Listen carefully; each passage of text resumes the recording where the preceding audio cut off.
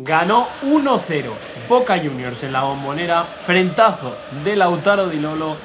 Y fijaros cómo suena la Bombonera antes y después del gol. Vaya secuencia.